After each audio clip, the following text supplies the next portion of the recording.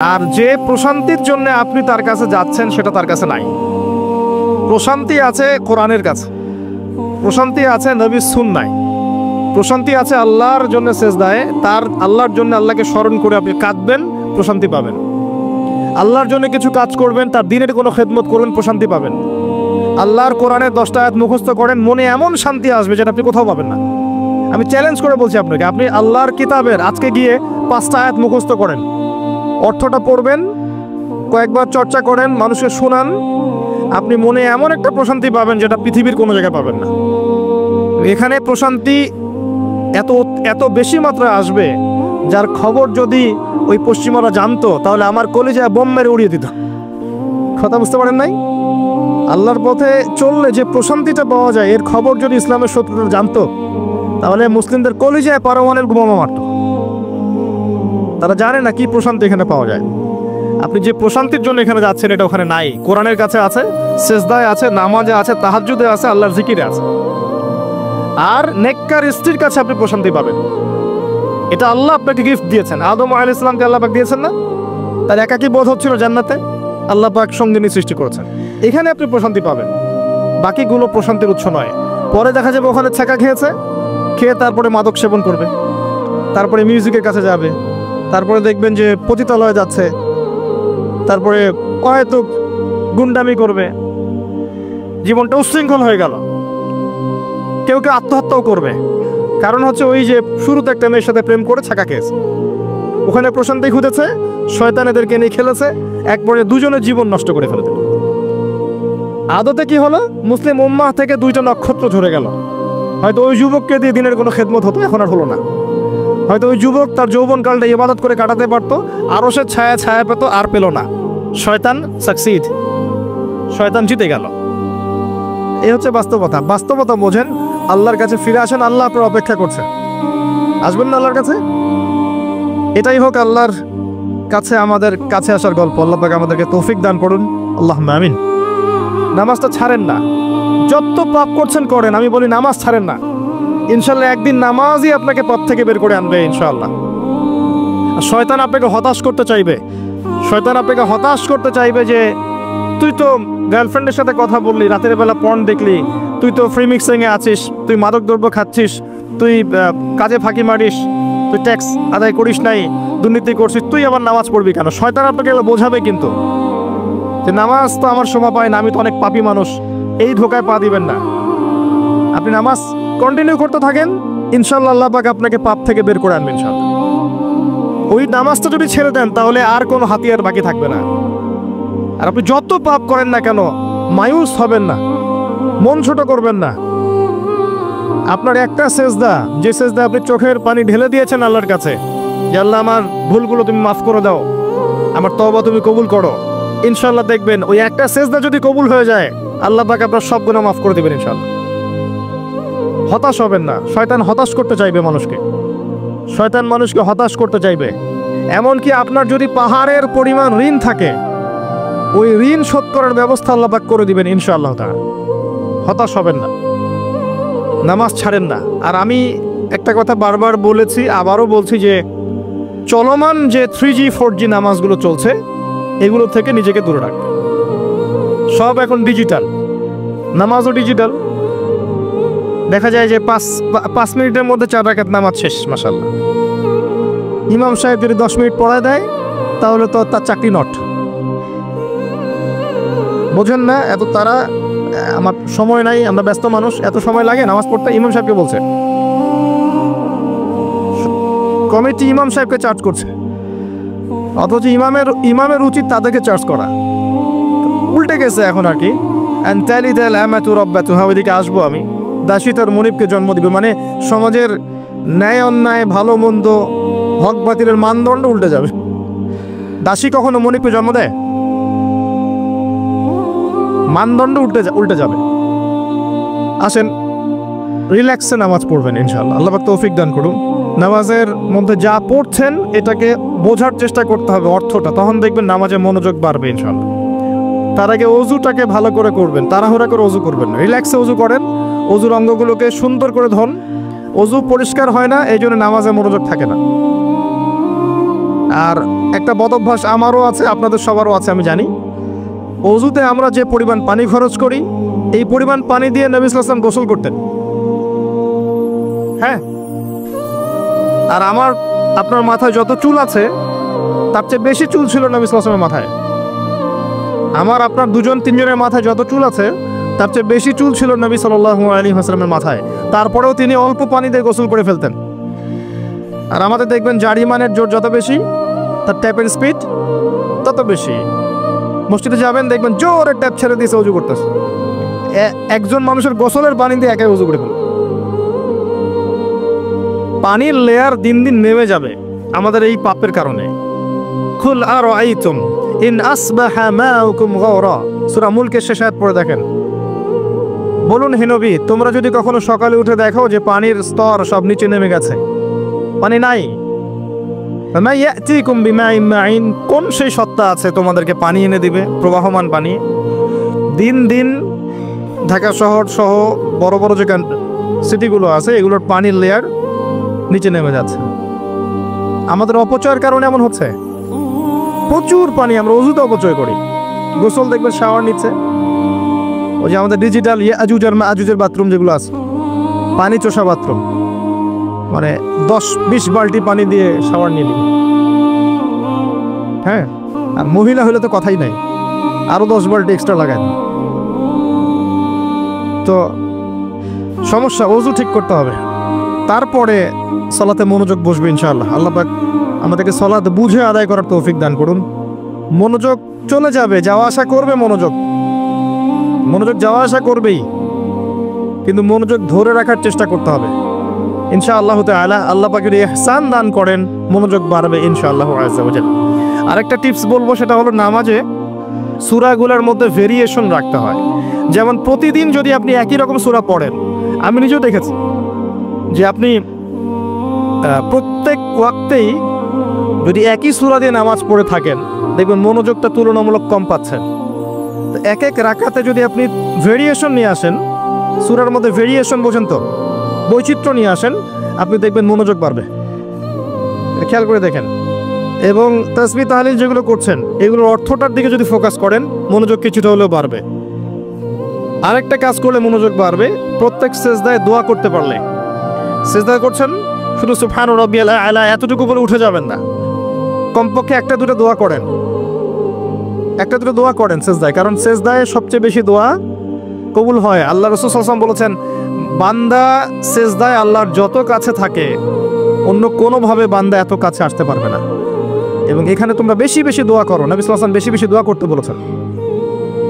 দোয়ার জন্য হুজুর ডেকে এত খাওয়ানোর দরকার নাই, নিজে দোয়া করা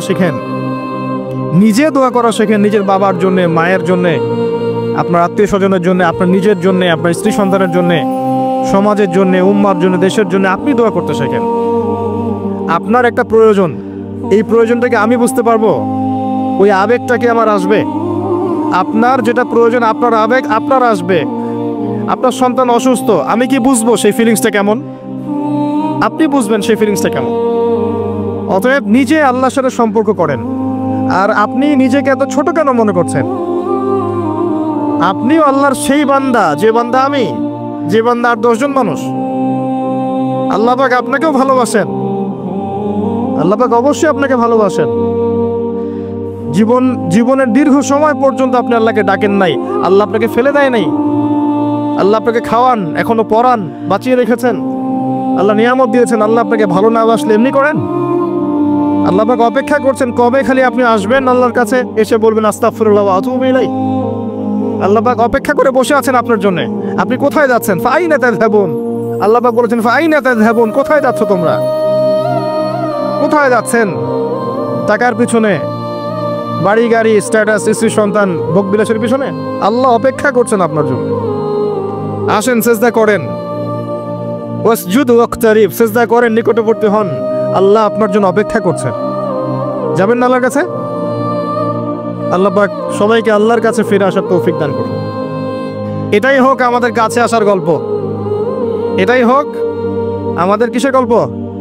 কাছে আসার গল্প। আমাদের জেনার গল্প দরকার নাই, ওদের কাছে জেনা হচ্ছে কাছে আসার গল্প, যার ব্যাপারে আল্লাহ বলেছেন লা তাকরাবু জিনা, ওর ধারের কাছেও যেও না, আর তারা ওইটাকে বলবে কাছে আসার গল্প। ইন্না লিল্লাহি ওয়া ইন্না ইলাইহি রাজিউন। আল্লাহ পাক আমাদের যুবক যুবতীদেরকে হেদায়েত দান করুন, পিতা মাতাদেরকে পরিবারে অনুশাসন বজায় রাখার তৌফিক দান করুন। আমাদের এই কাজগুলোর প্রতিফল কিন্তু আমাদেরকে ভোগ করতে হবে। আমাদের মেয়েদের, আমাদের ছেলেদের, তাদেরকে আমরা কিভাবে বড় করছি এটার হিসেব কিন্তু আমাদেরকে চুকিয়ে দিতেই হবে। পিতামাতাদেরকে বলবো সচেতন হয়ে যান, আল্লাহ পাক তৌফিক এনায়েত করুন, আমিন। আর যারা ওই পথে চলে গেছেন তাদের উদ্দেশ্যে একটা কথা বলবো, সেটা হচ্ছে যে এটা একটা মোহ, একটা ভ্রম। বাস্তবতা হচ্ছে যে আপনাকে প্রতিশ্রুতি দিচ্ছে সে আপনাকে অনেক ভালোবাসে, আদতে সে আপনাকে ভালোবাসে না। আদতে সে আপনার অবস্থানকে ভালোবাসে। আপনি আজ হোক আর কাল হোক এটা বুঝতে পারবেন যে সে আপনাকে ভালোবাসে না, আপনার অবস্থানকে ভালোবাসে। সত্যিকারের ভালোবাসার ডেফিনেশনটা হচ্ছে যে আপনি নিঃস্বার্থভাবে কাউকে ভালোবাসেন। আমাদের আশপাশে যারা আছে, যারা হালাল, ইভেন হালাল, আমার মা, আমার বোন, আমার বাবা, আমার স্ত্রী, আমার ছেলে, আমার মেয়ে, এদেরও যদি কখনো স্বার্থে আঘাত পড়ে দেখবেন সেও আপনার পাশ থেকে সরে যাচ্ছে। এমন হয় নাই কখনো? আপনার বন্ধু, আপনার ব্যবসা পার্টনার, আপনার বস, আপনার কলিগ, ওদের স্বার্থে আঘাত হলে ওরাও সরে যাচ্ছে পাশ থেকে, জিগরি দোষ সরে গেল পাশ থেকে, হয় না এমন? ভালোবাসা দুই প্রকার। বলেন কয় প্রকার? আমার সাথে বলেন, এখানে শেষ করে দিব 10টা মিনিট। ভালোবাসা কয় প্রকার? একটা হচ্ছে নিঃস্বার্থ ভালোবাসা। কি স্বার্থ? কোনো স্বার্থ নাই, নিঃস্বার্থভাবে ভালোবাসা। আরেকটা হচ্ছে কোনো না কোনো স্বার্থ জড়িত আছে এমন ভালোবাসা। আপনার স্ত্রীর চাহিদাও যদি আপনি পূরণ করতে ব্যর্থ হন, দেখবেন স্ত্রীর সাথে আপনার গন্ডগোল লেগে যাচ্ছে, যদিও সে হালাল, বৈধ। তাই না? এমন হয় না অনেক সময়? আমি তো অনেকদিন বলেছি, অনেকদিন আগেও বলেছি, 5 বছর 6 বছর আগে, যে মানুষ আসলেই মানুষের অবস্থানকে মূল্যায়ন করে। ভিতর থেকে মানুষকে শুধু মূল্যায়ন করে আল্লাহ রাব্বুল আলামিন। না হলে কি হতো? এই যে এত অন্যায় আমরা করেছি, আল্লাহ পাক কি আমাদেরকে ছেড়ে দিয়েছেন, ফেলে দিয়েছেন, গজবে ধ্বংস করে দিয়েছেন? এই যে আল্লাহ পাক যে আমাদেরকে মহব্বত করেন, ভালোবাসেন, তার প্রমাণ এগুলো। আল্লাহ পাক চান যে আমরা যেন ফিরে আসি। আল্লাহ পাক বলছে সারা দুনিয়ার সমান গুনাহও যদি সে করে ফেলে, আসমানের সমানও গুনাহ করে ফেলে, খালি তওবা করে ফিরে আল্লাহকে বলবে আস্তাগফিরুল্লাহাল্লাযী লা ইলাহা ইল্লা হুয়াল হাইয়ুল কাইয়্যুম ওয়া আতুবু ইলাইহি। আল্লাহ পাক বলছেন খালেস তওবা করলে গুনাহ তো মাফ করে দিবই, আগের গুনাহগুলোকে নেকি দিয়ে পরিবর্তন করে দিব। না ভালোবাসা না? আল্লাহ পাক সৃষ্টি করেছেন আমাদেরকে ভালোবেসে। কোরআন খোলেন, সূরা সাদ পড়েন। সূরা সাদের মধ্যে দেখবেন আল্লাহ বলছেন খালাকতু বিয়াদি মা মানাআকা আল্লা তাসজুদা খালাকতু বিয়াদাই, মানে তুমি ইবলিস কেন তাকে সিজদা করলে না যাকে আমি নিজ হাতে সৃষ্টি করেছি? এটা মহব্বতের বহিঃপ্রকাশ না? আল্লাহ আমাদেরকে নিজ হাতে সৃষ্টি করেছেন। আল্লাহ পাকের হাত কেমন এটা আমরা ব্যাখ্যা করতে যাব না। এর হাতের অর্থ কি সেটাও ব্যাখ্যা করার, তাওয়িল করার দরকার নাই। কোরআনে আসছে যেভাবে সেভাবে আমরা ঈমান রাখবো, ঠিক আছে ভাই? এখানে আবার অনেক তালবুল বাগায় ফেলে এবং বিভ্রান্ত হয়ে যায়, এদিকে যাওয়ার দরকার নাই। এখানে বোঝানো হচ্ছে আল্লাহ রাব্বুল আলামিন আমাদেরকে মহব্বত করে সৃষ্টি করেছে। এই পুরো সৃষ্টি জগৎটাই তো আল্লাহর মহব্বতের বহিঃপ্রকাশ। সবকিছু এত নিপুণভাবে চলতেছে, এটা মহব্বতের বহিঃপ্রকাশ না? আমি আপনাদেরকে নিয়ে যদি কোনোদিন কক্সবাজারের সৈকতে তারা দেখাতে পারতাম, তাহলে আমি বুঝাইতে পারতাম আপনাদেরকে যে এই মহাবিশ্বটা ঠিকই আছে কিভাবে। তারার মধ্যে একটা গাণিতিক ক্যালকুলেশন আছে যেটা সবাই জানে না। যারা একটু অ্যাস্ট্রোনমি নিয়ে পড়াশোনা করেছে তারা জানে। আপনার মানে মাথার বিবেকই উল্টায় যাবে যে এত সূক্ষ্মভাবে কিভাবে আল্লাহ রাব্বুল আলামিন এই মহাবিশ্ব সৃষ্টি করলেন। এক চুল এদিক ওদিক হলে পুরো বিশ্ব কায়নাত ধ্বংস হয়ে যাইত। এটা কি আল্লাহ পাকের মহব্বতের বহিঃপ্রকাশ না? আল্লাহ পাক তো বরং বলেছেন পুরো সৃষ্টি পরিবারটাই আল্লাহর আল্লাহর পরিবারের অন্তর্ভুক্ত, সুবহানাল্লাহ। এমনকি আল্লাহ পাক আমাদেরকে বলেছেন তোমরা জমিনবাসীর সবার উপর রহম করো, ইরহামু মান ফিল আরদ ইয়ারহামুকুম মান ফিস সামা। তোমরা সবার উপর রহম করো, দয়া করো। দয়া রহম এটা তো মহব্বতের একটা অংশ। তোমরা সবার উপর দয়া করো, রহম করো, মহব্বত করো। এটা কি হবে? তাহলে আল্লাহ পাক আসমানে যিনি আছেন আল্লাহ পাক তোমাদের উপর রহম করবেন ইনশাআল্লাহ। আমরা সেই মহান সত্তার ভালোবাসার থেকে বের হয়ে হারাম এই যৌন ভালোবাসার দিকে যাওয়ার চেষ্টা করেছি। আসলে এটা ভালোবাসা না, যৌনতা। এর দিকে যাওয়ার জন্য এইসব করছি। আল্লাহ পাক আমাদেরকে মাফ করে যেন হেদায়েত দান করেন। আল্লাহ পাক কত ভালোবাসেন এটা নিয়ে বলতে গেলে আজকে রাত শেষ হবে। দেখেন আল্লাহ রাব্বুল আলামিন আদম আলাইহিস সালামকে সৃষ্টি করেছেন, করে সমস্ত নাম শিক্ষা দিয়েছেন। নাম মানে হলো ইলম। নাম মানে কি? ভালো না বাসলে আল্লাহ পাক কাউকে সবচেয়ে সেরা কিছু দান করেন? সূরা 3 আল্লাহ পাক কি বলেছেন? ওয়া তিন ওয়া যাইতুন, এগুলো শপথ করে লাকাদ খালাকনাল ইনসানা ফি আহসানি তাকওয়িম, মানুষকে সবচেয়ে শ্রেষ্ঠ কাঠামো আল্লাহ পাক দিয়েছে, দেন নাই? তো কাউকে যদি মহব্বত না করা হয়, তাকে আপনি সবচেয়ে সেরাটা কি দিতে পারবেন? আল্লাহ পাক আমাদেরকে মহব্বত করেন, ভালোবাসেন, এবং আল্লাহ চান আমরাও যেন তাকে মহব্বত করি, তাকে ভালোবাসি। এবং আমরা যদি কাউকে ভালোবাসি, আল্লাহর জন্য ভালোবাসবো। কাউকে ঘৃণা করি, আল্লাহর জন্য ঘৃণা করব। মহব্বত আল্লাহর জন্য, ঘৃণাও কার জন্য? আল্লাহর জন্য। আল্লাহ পাক সমস্ত ইলম শিক্ষা দিলেন, এটা কি ভালোবাসার বই প্রকাশ না? নূহ আলাইহিস সালামের কওম দীর্ঘদিন আল্লাহর কথা শোনে না, আল্লাহ পাক সবর করলেন, ধৈর্য ধরলেন, গজব দিলেন না, শেষ পর্যায়ে গিয়ে আযাব দিয়েছেন। এই যে আল্লাহ পাক সুযোগ দেন, সময় দেন, এটা কি আল্লাহ পাকের ভালোবাসা, দয়া না? এরকম প্রত্যেকটা কওমের ক্ষেত্রে হয়েছে। আমি তো ফিল করলাম এই ভালোবাসা নিয়ে ঘাটাঘাটি করতে গিয়ে যে আসলে আল্লাহ পাক যে আমাদেরকে সবচেয়ে বেশি মহব্বত করেন, তার সবচেয়ে বড় নিদর্শন কি জানেন? আমাদের কাছে আল্লাহ রাব্বুল আলামিন আল কোরআনের মধ্যে কিতাব নাজিল করেছেন, আর আমাদেরকে আল্লাহ পাক নবী মুহাম্মদ সাল্লাল্লাহু আলাইহি ওয়াসাল্লামের উম্মত বানিয়েছেন। আল্লাহ পাক যে নবী মুহাম্মদ সাল্লাল্লাহু আলাইহি ওয়াসাল্লামকে এই দুনিয়াতে পাঠিয়েছেন না, এটাই সবচেয়ে বড় মহব্বত, সবচেয়ে বড় রহমত। কারণ তার সুন্নতে এমন কিছু নাই যেটা আপনি খুঁজে পাবেন না। আর তিনি আমাদেরকে যে মহব্বত করতেন, মুহাম্মদ সাল্লাল্লাহু আলাইহি ওয়াসাল্লাম আমাদেরকে যে মহব্বত করতেন, তিনি আমাদেরকে বলতেন যে আমরা তার ভাই।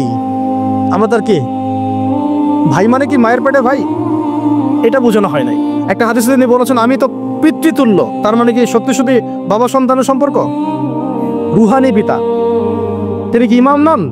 তিনি ইমাম, তিনি নেতা, তিনি আমাদের শিক্ষক, তিনি নবী। তো তিনি আমাদেরকে যে মহব্বত করতেন, তিনি একদিন বলছিলেন নবী সাহাবীদের সামনে, কাশ আমি যদি আমার ভাইদেরকে দেখতে পেতাম। সাহাবীরা বলছেন ইয়া রাসূলুল্লাহ, আমরা কি আপনার ভাই না? তখন নবীজি বলছেন না, তোমরা আমার সাহাবী, আমার ভাই তারা যারা আমাকে না দেখেই আমার প্রতি ঈমান নিয়ে আসবে। প্রত্যেক নবীকে আল্লাহ পাক একটা দোয়া করার চান্স দিয়েছে। কয়টা ভাই? এমন একটা দোয়া যেটা করলে আল্লাহ পাক কবুল করবেনই করবেন। করলে আল্লাহ পাক কি করবেন? অবশ্যই কবুল করবেন। নবী সাল্লাল্লাহু আলাইহি ওয়াসাল্লাম বলছেন যে সমস্ত নবী এই দোয়াটা পৃথিবীতে করে ফেলেছে, আমি এই দোয়াটাকে মুলতবি রেখেছি যে কাল কিয়ামতের মাঠে আমি আমার উম্মতের জন্য সুপারিশ করব ইনশাআল্লাহ। এবং নবী সাল্লাল্লাহু আলাইহি ওয়াসাল্লামের সুপারিশে বহু কবিরা গুনাহগার মুসলমান যারা জাহান্নামের ফয়সালা হয়ে গেছে, তাদেরকে আল্লাহ পাক কিছুটা শাস্তি ভোগ করালে হলেও আবার জান্নাতে নিয়ে আসবে ইনশাআল্লাহ। তো তিনি আমাদেরকে মহব্বত করেন না? করতেন না? চিন্তা করে তাহলে আমরা তার দিনকে কি মহব্বত করলাম, আমরা তার হুকুম হাকামের বিধিবিধান সুন্নতে কি মহব্বত করলাম, চিন্তা করেন। একটা হাদিসে নবীজি স্পষ্ট করে বলছেন এটা আমাদের জন্য একটা কষ্টি পাথর। এটা একটা কি কষ্টি পাথর। তিনি বলছেন লা ইউমিনু আহাদুকুম, তোমাদের মধ্যে কেউ মুমিন হইতে পারবে না। কি হইতে পারবে না?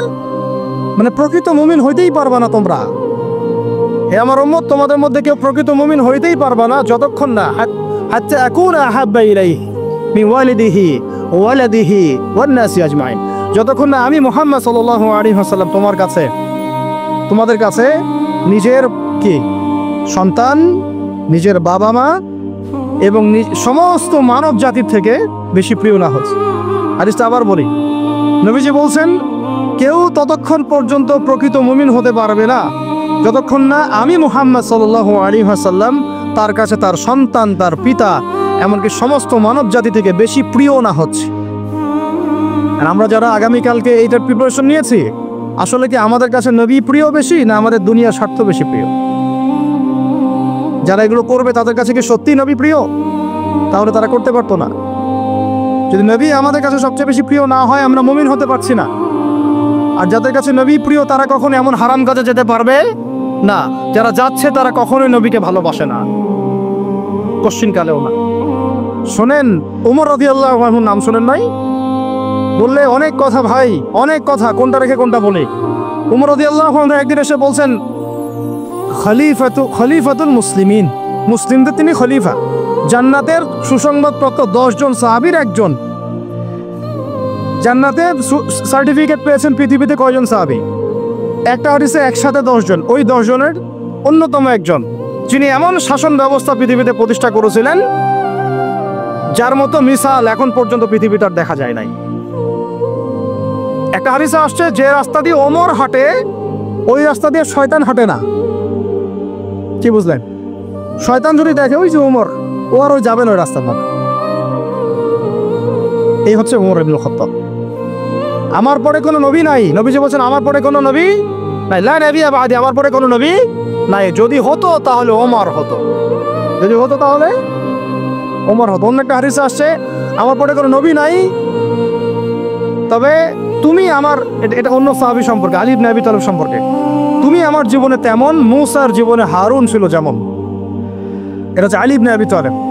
তো এখানে কথা হচ্ছে ওমর রাদিয়াল্লাহু আনহুর মতো মানুষ নবীর কাছে এসে বলছেন সাল্লাল্লাহু আলাইহি ওয়াসাল্লাম, ইয়া রাসূলুল্লাহ ওয়াল্লাহি লা উহিব্বুক, আল্লাহর কসম করে বলছি আমি আপনাকে অনেক মহব্বত করি, ইল্লা মিন নাফসি, আমার নফসের চেয়ে বেশি না, মানে আমি আমার জানের চাইতে আপনাকে বেশি মহব্বত করি না। কথা কি বুঝতে পারছেন কি? মানে আমি আপনাকে অনেক মহব্বত করি ইয়া রাসূলুল্লাহ, সব কিছু থেকে বেশি মহব্বত করি, কিন্তু আমার নিজের জানের চেয়ে বেশি না। নবী সাল্লাল্লাহু আলাইহি ওয়াসাল্লাম বলেন, লা ইয়া ওমর, এখনো মুমিন হওনি ওমর। কাকে বলছেন? কাকে বলছেন? জান্নাতের সার্টিফিকেট প্রাপ্ত একজন মানুষকে, লা ইয়া ওমর, এখনো হওনি। তখন নবী সাল্লাল্লাহু আলাইহি ওয়াসাল্লামকে তিনি একটু পর আবার বলছেন, ইয়া রাসূলুল্লাহ ওয়াল্লাহি আলান, এখন লা হাব্বা ইলাইয়া মিন কুল্লি শাই হাত্তা মিন নাফসি, এখন থেকে আপনি আমার কাছে সবচেয়ে বেশি প্রিয় সবকিছু থেকে, এমনকি আমার নফসের থেকেও বেশি প্রিয়। তখন নবীজি বলছেন, আলান ইয়া ওমর, এখন ওমর, এখন তুমি মুমিন হলে। তাহলে যারা আমরা নবীর সুন্নতের খেলাফ এইসব অপসংস্কৃতি, নোংরামি, জেনা, ব্যভিচার, কনসার্ট, নাটক, সিনেমা, পরকিয়া, এইসব তথাকথিত ভালোবাসা দিবস, এই জেনা দিবসগুলো পালন করছি, আমরা কি আসলেই নবীকে ভালোবাসি? আমরা কি সত্যি আল্লাহকে ভালোবাসি? আল্লাহ পাক আমাদেরকে বোঝার তৌফিক দান করেন না, জাহিলিয়াত থেকে ফিরে আসার তৌফিক দান করেন। এরকম প্রচুর ঘটনা। ভালোবাসা তো এগুলোর নাম। ভালোবাসা কাকে বলে জানেন? সাহাবীরা বাসায় যেতেন, আবার দৌড় দিয়ে আসতেন নবী সাল্লাল্লাহু আলাইহি ওয়াসাল্লামের চেহারাটা একটু দেখার জন্য। এটা নাম ভালোবাসা। আপনারা যদি উমরা করতে যান, হজ করতে যান, দেখবেন বারবার আপনার নবীর রওজায় গিয়ে সালাম দিতে মন চাইবে, যে আরেকবার দেখা করে আসি, আরেকটু দেখা করে আসি, আরেকবার সালাম দিয়ে আসি। ভালোবাসা কোনো স্বার্থ আছে এখানে? নবী সাল্লাল্লাহু আলাইহি ওয়াসাল্লাম কি আমাদের কাছে কোনো স্বার্থ দাবি করেছেন? আল্লাহ করেছেন। এগুলো ভালোবাসা। এই ভালোবাসা হলো প্রকৃত ভালোবাসা। আর এগুলো যেটা চলছে এটা হচ্ছে যৌনতা। এগুলো কি চলছে? যৌনতা। ভালোবাসার নাম দিয়েছে এখন যৌনতা। এগুলো ভালোবাসা না, এগুলো পাশবিকতা, প্রবৃত্তির দাসত্ব।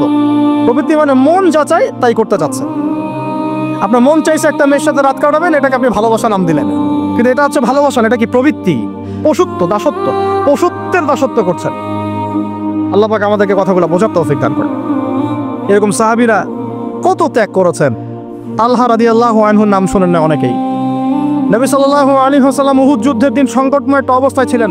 তালহা রাদিয়াল্লাহু আনহু একা নবী সাল্লাল্লাহু আলাইহি ওয়াসাল্লামকে ঢাল হিসেবে পিঠ পেতে দিয়ে আসেন, উনার দিকে কোনো তীর যেন আসতে না পান। শেষে দেখা গেল তার গায়ের মধ্যে 40 থেকে 50টা তরোয়ারের আঘাত আছে, তীরের খোঁচা আছে, বর্ষার খোঁচা আছে। এই অবস্থায় তিনি নবীকে কাঁধের মধ্যে নিয়ে উহুদ পাহাড়ে উঠেছেন নবীকে সেভ করার জন্য। তার ভালোবাসা। এটা কি? কোন স্বার্থে? কিসের স্বার্থে? দুনিয়ার স্বার্থে? জান্নাতের স্বার্থে। একজন সাহাবী বাড়ি নির্মাণ করেছেন, তো নবী সাল্লাল্লাহু আলাইহি ওয়াসাল্লাম দেখে একটু খালি, মানে হয় না, তুমি কে, কার বাড়ি এটা? বললেন আচ্ছা অমুক সাহাবীর বাড়ি। নবীজি একটু ভ্রু কুঞ্চিত করলেন, পছন্দ করলেন না, কিছু মুখে বলেন নাই, মুখে কিছু বলেন নাই, খালি একটু অসন্তুষ্ট হয়েছেন, এক্সপ্রেশন দেখতে বোঝা যাচ্ছে। তখন ওই সাহাবীকে জানানো হলো, তোমার বাসার সামন দিয়ে তো আল্লাহ নবী সেদিন হেঁটে গেলেন, তারপর আবার বাসা দেখে, তোমার বাসা দেখে আল্লাহ নবী সাল্লাল্লাহু আলাইহি ওয়াসাল্লাম তো অসন্তুষ্টি প্রকাশ করেছিলেন, মুখে কিছু বলেন নাই, এক্সপ্রেশন ছিল একটু অসন্তুষ্টিমূলক। 3 দিনের মধ্যে সেই বাড়ি ভেঙে গুড়িয়ে দিয়েছে। যে বাসা দেখে আল্লাহ নবী সন্তুষ্ট হন না, আমি বাসা রাখবই না। ভালোবাসা কিসের জন্যে? কার জন্যে? কার স্বার্থে বলেন?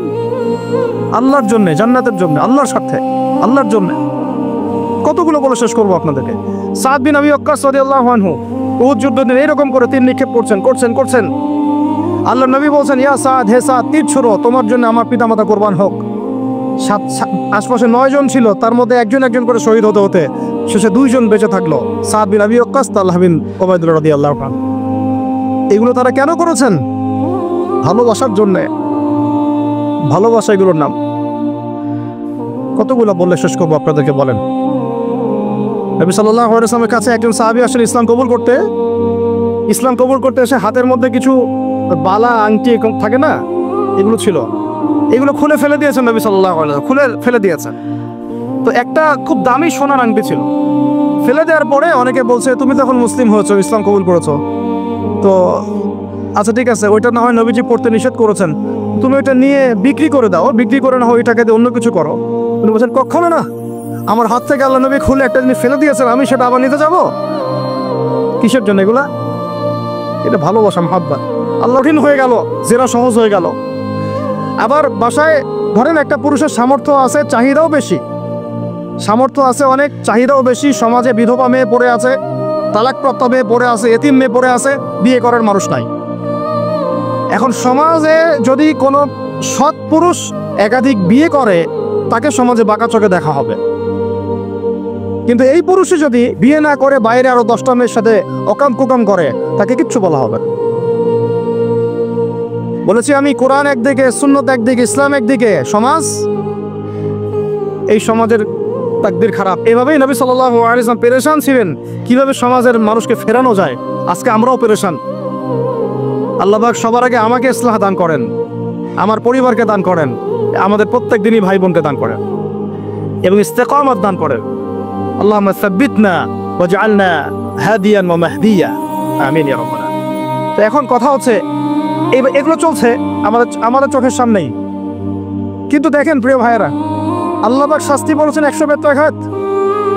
কেউ যদি আবার বিবাহিত হয়ে এই কাজ করে, জেনা করে, তাহলে তার শাস্তি কি বলেছেন?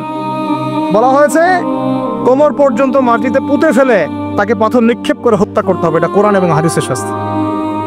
আর আমরা কি করছি দেখেন।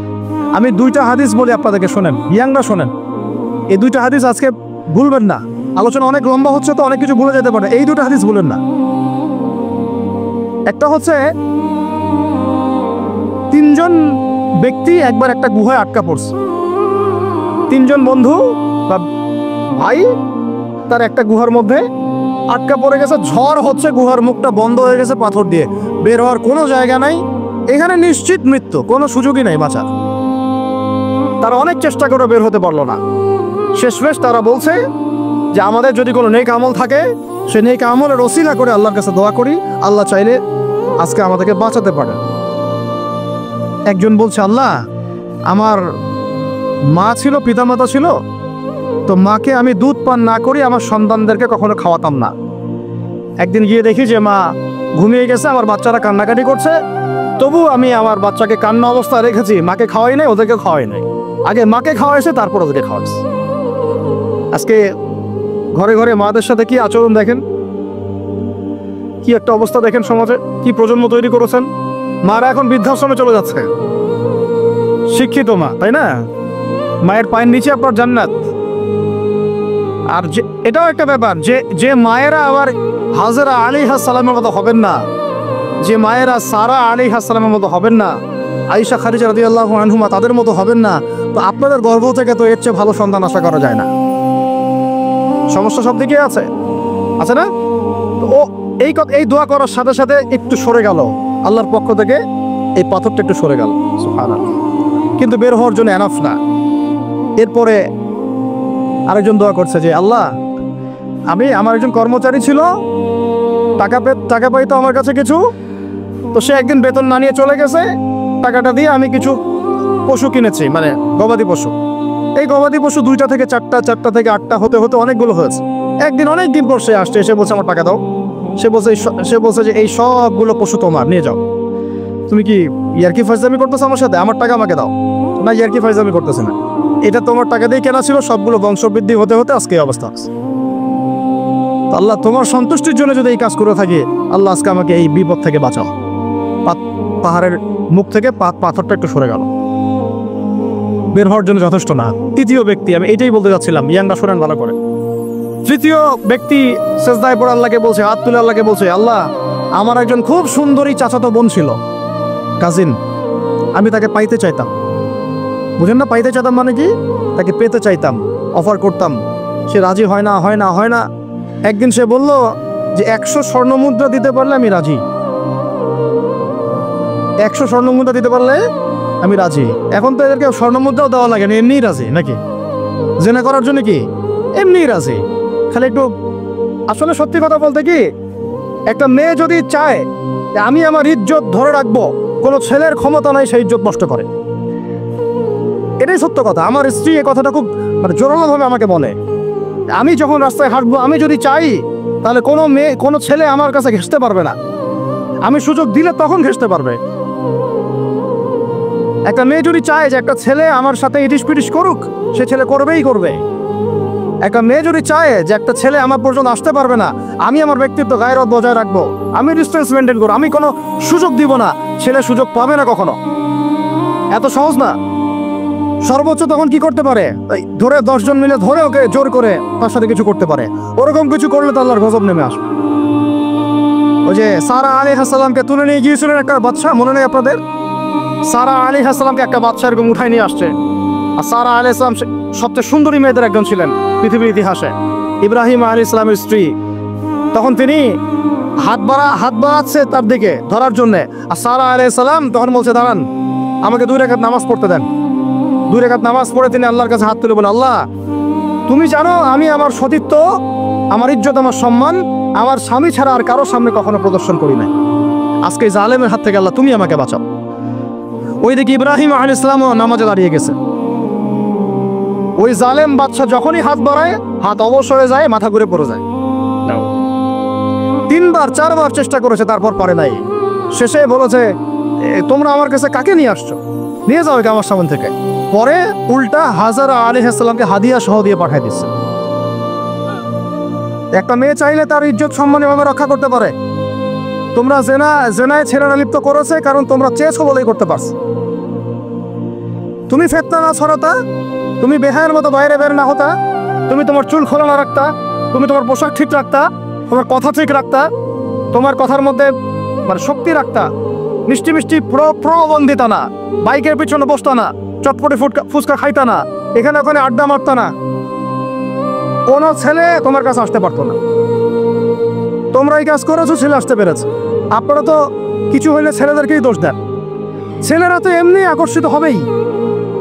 আমি একজন ছেলে হিসেবে বলতেছি এটা না তো বিষয়টা। একটা ছেলের ফিতরত এটা যে তার কাছে সবচেয়ে সুন্দর মনে হবে একটা মেয়েকে।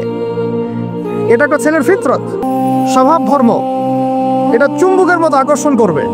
আর এর উপর যখন আপনি এটাকে ফ্রি অ্যাক্সেস করে দিবেন, লাইসেন্স করে দিবেন, বেপরদায় বের হবে, গায়ের জামা কাপড়ের ঠিক তাই, হ্যাঁ, তারপর কথাবার্তা মিষ্টি মিষ্টি প্রলোভিত টানতেছে, সিডিউস করতেছে, তখন তো একটা ছেলে মিসগাইডেড হইতেই পারে, স্বাভাবিক।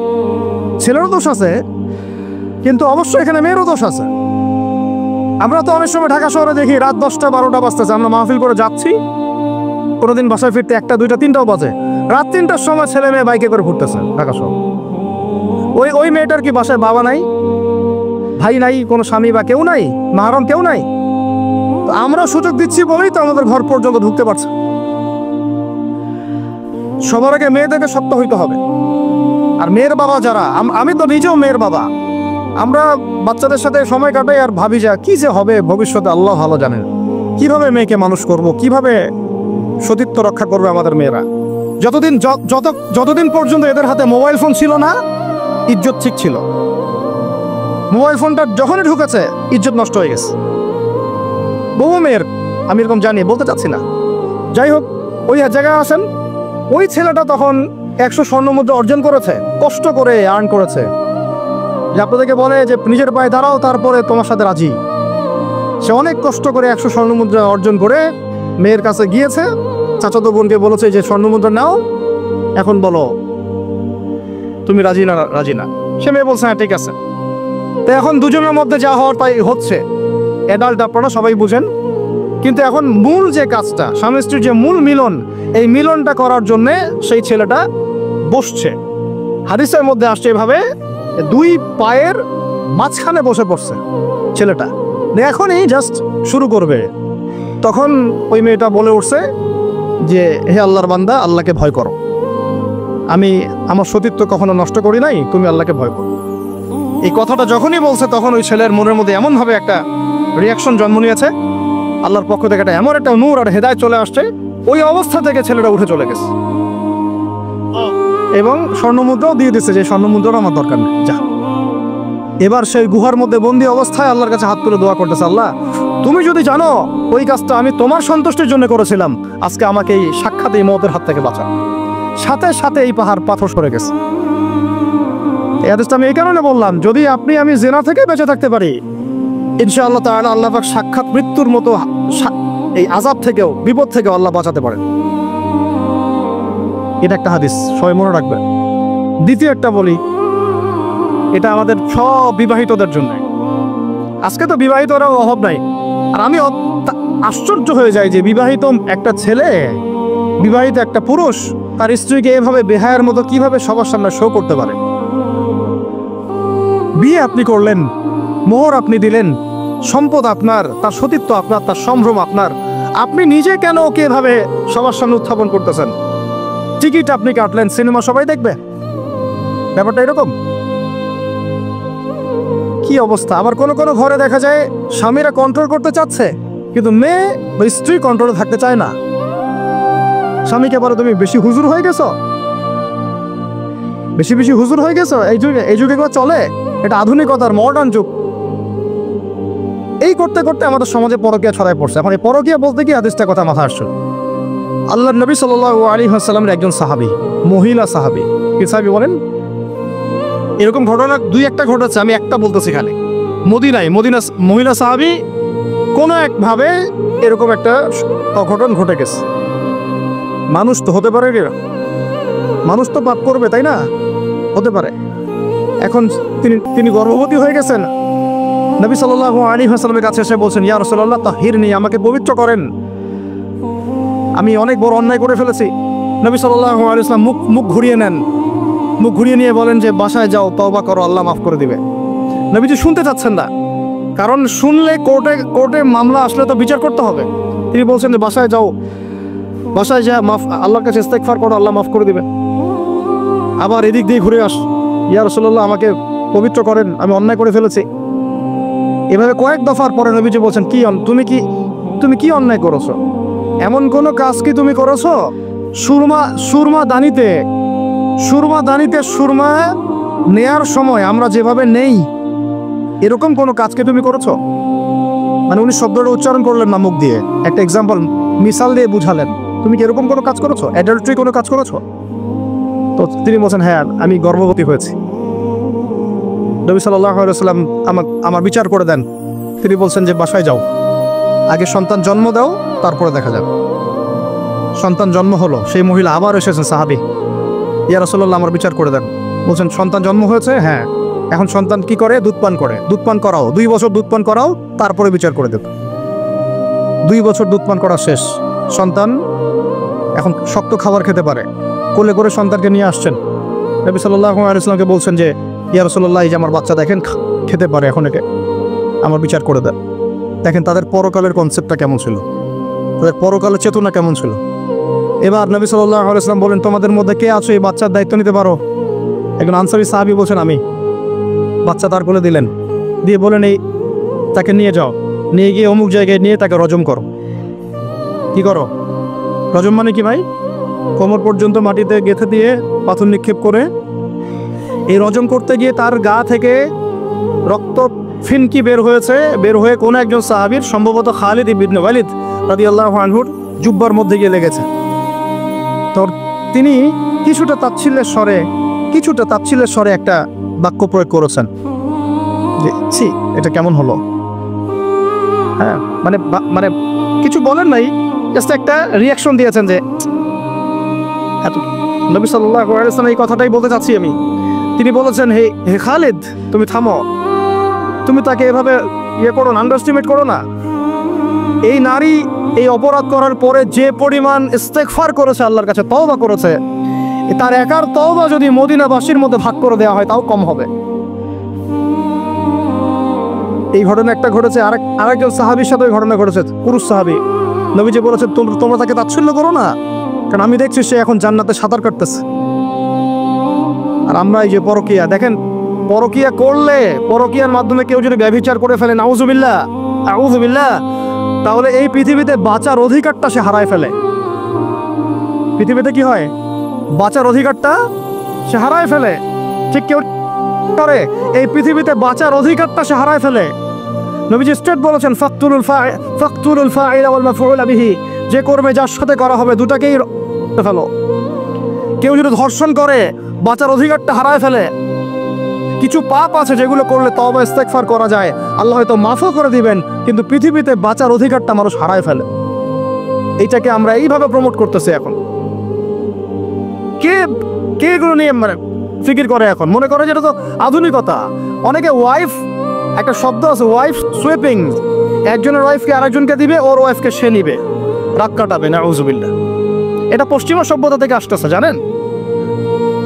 চোখ কান খোলা রাখেন, আমরা নিজের অনেক ধার্মিক সাজার চেষ্টা করতেছি, কিন্তু সমাজটা নষ্ট হয়ে যাচ্ছে। এটাকে সংস্কার করার দায়িত্ব আমাদের। এর উপরে তো আবার বাণিজ্য আছে, মানে এটা তো বাণিজ্যিক একটা প্ল্যাটফর্ম হয়ে গেল। যত বেশি পারো বাণিজ্য করো। এটা উপলক্ষে অমুক ছাড়, এইটা উপলক্ষে তমুক, এইটা উপলক্ষে অমুক নাটক, এটা উপলক্ষে অমুক গান, এই উপলক্ষে অমুক সিরিয়াল, এই উপলক্ষে অমুক টেলিফিল্ম। এই যে বাণিজ্য, এগুলো কিন্তু কর্পোরেট জগতে যারা থাকে, এই কর্পোরেট সেকশনে মানুষের একটা বাণিজ্য, একটা দিবসকে উৎসব কেন্দ্র করে বিশাল একটা বাণিজ্য করে আপনার ঈমান আমল কোথায় যায়, যাক ওর পকেটে টাকা আসলেই হই। আল্লাহ রাব্বুল আলামিন আমাদের সবাইকে এই চলমান জাহেলিয়াতগুলোর বাস্তবতা বোঝার তৌফিক দান করেন। অনেক কথা ভাই, বলতে গেলে অনেক কথা, আর একদিন আর কথা বলবো। আমরা দোয়া করি আল্লাহ পাক কক্সবাজার এলাকায় এমন একটা দিনের মার্কাজ আমাদেরকে করার তৌফিক দান করেন, যেখান থেকে ইনশাআল্লাহ দিনের আলো পুরা কক্সবাজার সহ পাহাড়ি পার্বত্য এলাকা ছড়িয়ে পড়বে ইনশাআল্লাহ। সমাজ সংস্কার না করতে পারলে আমরা বাঁচতে পারবো না। আপনাদের মধ্যে যাদের সামর্থ্য আছে, কেউ জমি দিয়ে হলে সাহায্য করেন, কারো যদি সামর্থ্য থাকে অর্থ দিয়ে হেল্প করেন, কারো বুদ্ধি আছে বুদ্ধি দিয়ে, পরামর্শ দিয়ে সহযোগিতা করেন। দিনের স্বার্থে, আল্লাহর জন্য, তার রাসূলের দিনকে টিকিয়ে রাখার স্বার্থে, সমাজের জাহিলিয়াতগুলো দূর করার স্বার্থে দিনই মার্কাজগুলো প্রতিষ্ঠা করার কোনো বিকল্প নাই। অযথা একদিনের মাহফিল দিয়ে আমি আসলাম চলে গেলাম, 1 বছর আপনার সাথে আমার দেখা নাই, দিয়ে আপনি সমাজ সংস্কার করতে পারবেন না। এভাবে দিন কায়েম হয় না।